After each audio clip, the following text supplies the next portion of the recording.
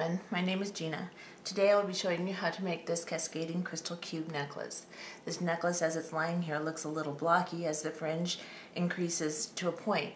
However, when you put it on, it lies very fluid into a very nice V shape. It's an impressive necklace. The necklace itself is made from a base of ladder stitch. Then through the ladder stitch you will make a top embellishment and a fringe. It's actually a very simple process. It does take a lot of beads and it does take quite a bit of time. That being said, let's go through what you'll need for this project. You will need 339 4mm crystal cubes. I'm using a silvery blue Chinese crystal. Now, it does take a lot of crystal, so if you'd like to get creative and mix pearls or fire polished beads in, or use a bicone instead of a cube, that's very possible. However, your ladder stitch should be made with a cube. Doesn't necessarily need to be a crystal. You can use any 4mm cube that you would like. Then you will need a 10-0 seed bead. I am using check seed beads and metallic silver. You will need a 3mm round bead. I'm using a clear AB finished crystal. However, you can use a pearl, a fire polished bead, whatever you'd like. And you will need a 15-0 seed bead. I am using a 15-0 galvanized silver toho. You will need a segment of chain, 1 to 2 to 3 inches, depending upon how much you would like to extend your necklace. Our necklace will be approximately 16.5 inches if you use the specs that I'm going to give you. You will need 2 jump rings, a lobster claw clasp, and 2 wire guardians or protectors, whichever you'd like to call them. We are going to start with a ladder stitch. Thread 2 wingspans of Fireline 6 pound onto your needle. I'm using a size 10.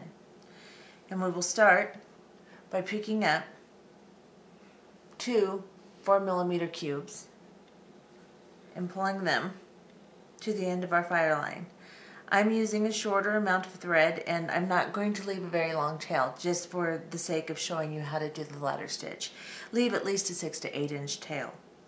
After you've moved your cubes down to the end of your thread, then you're going to position them between your fingers and go back up through both cubes. Let loose and turn them side to side and pull your thread tight.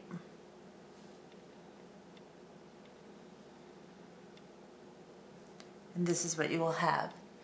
Now they're not sitting perfectly close to each other. They're a little sideways. So what we're going to do to correct that problem is we are going to go back through both the beads. We're going to go back through the first one we added first, pull tight, pull on your tail,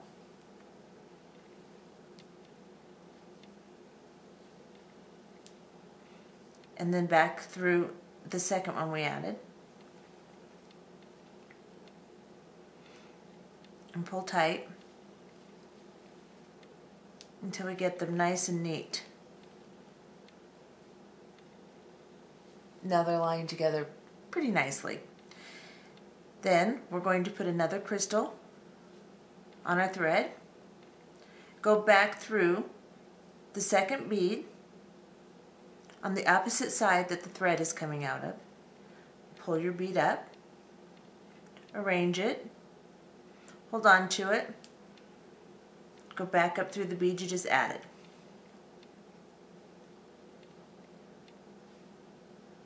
And again, it's not very neat, so I'm going to go through one more time.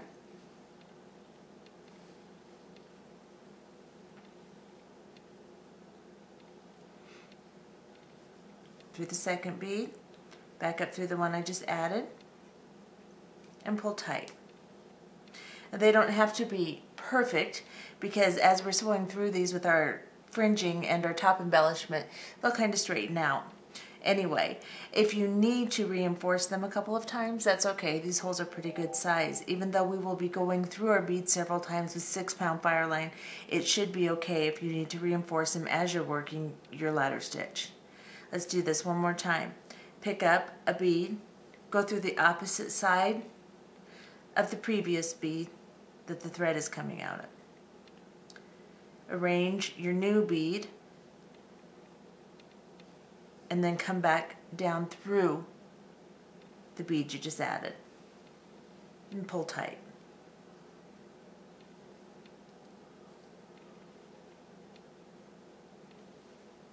And again, I'm going to go through the previous bead and back through the bead I just added, just to make it a little bit neater. Let's do it one more time. Put a 4mm bead on your thread, on your needle. Go through the opposite side of the previous bead that the thread is coming out of. Go back through the bead you just added. You're going to do this 87 times. When you've done this 87 times, you will have something that looks like this. Oops.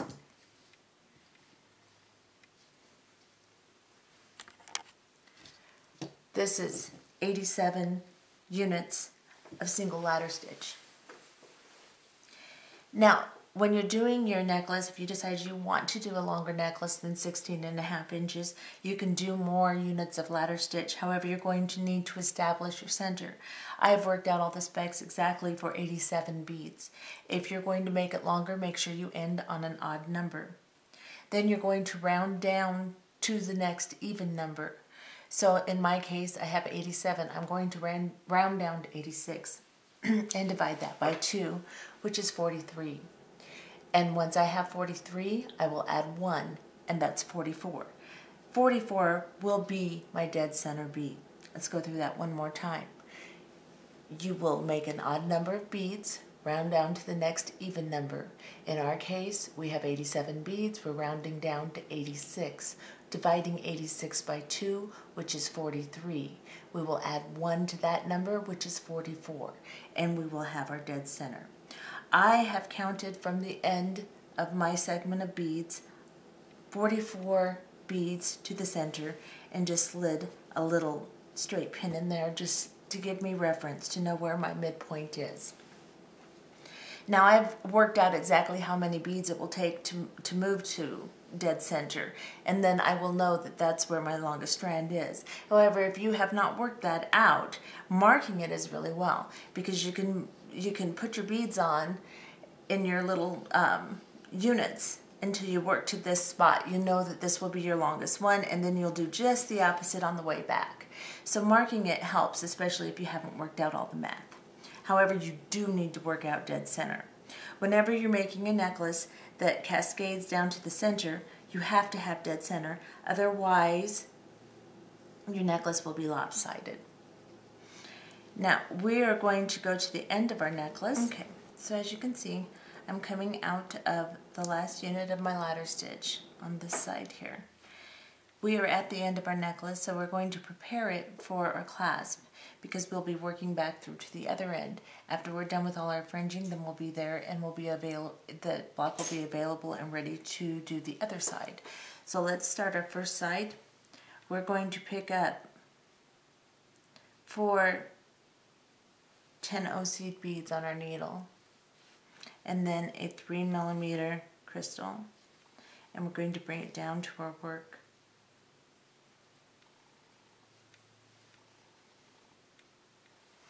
Then we're going to sew through one side of the wire protector. There are 2 little tubes on the bottom of a wire protector and a divot down the center.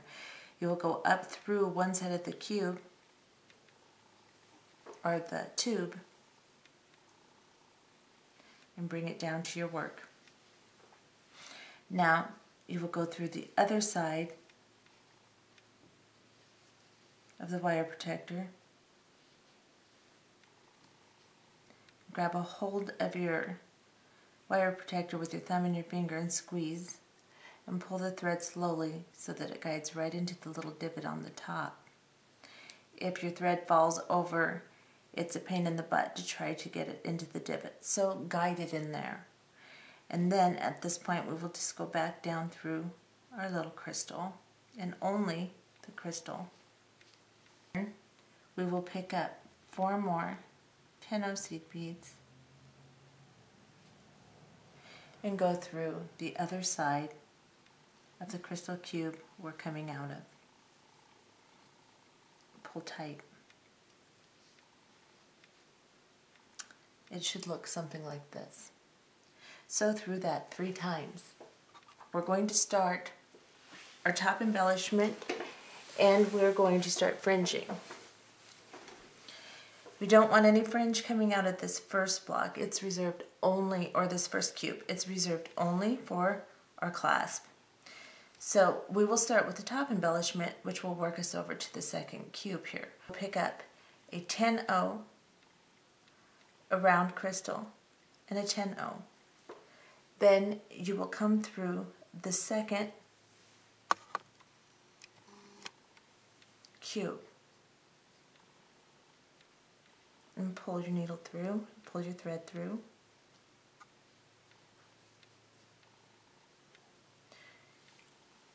And you will have your little top embellishment. Now you will pick up, you'll start your fringing on the bottom. Now that we're through the cube, you will pick up 2 10-0s and a 4mm crystal, a 10-0, and a 15 seed bead. So this is what you'll have on your needle. You will pull down to the body of your work and then you will avoid the 15-0. You will sew back through the first 10-0, the cube, the 2 10-0s on top of the cube, and then through the cube in the ladder stitch, avoiding the little 10-0 in the fringe on top. Pull your needle through.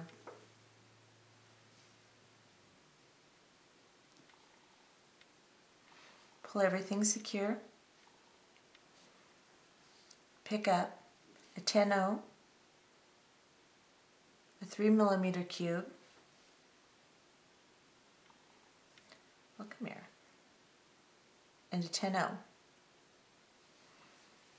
Go down into the next cube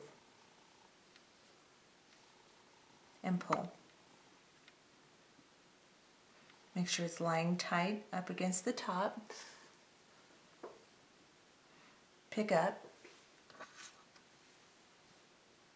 2 10-0s,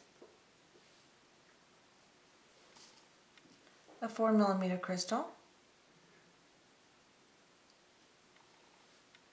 a 10-0, and a 15.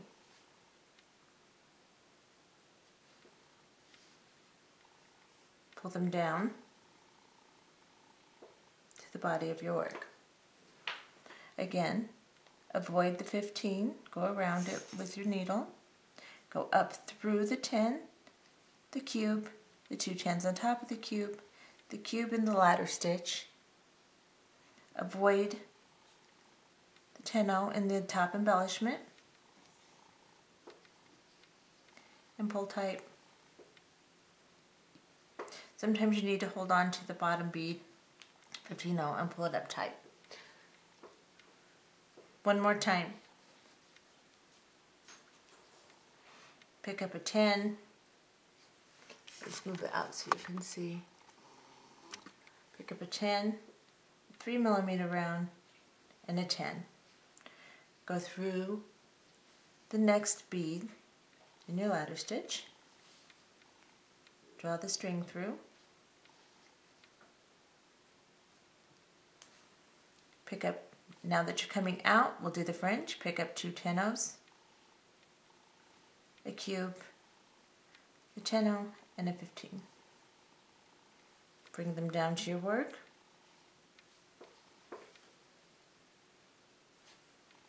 And sew around the 15, through the 10, the cube, the 2 10s on top of the cube, and the ladder stitch cube, avoiding the 10-0 on top. And pull tight. And we will continue to do this 1 cube units for 8 cubes of the ladder stitch. So go ahead and do your 8 cubes, and we will move on to 2 cubes.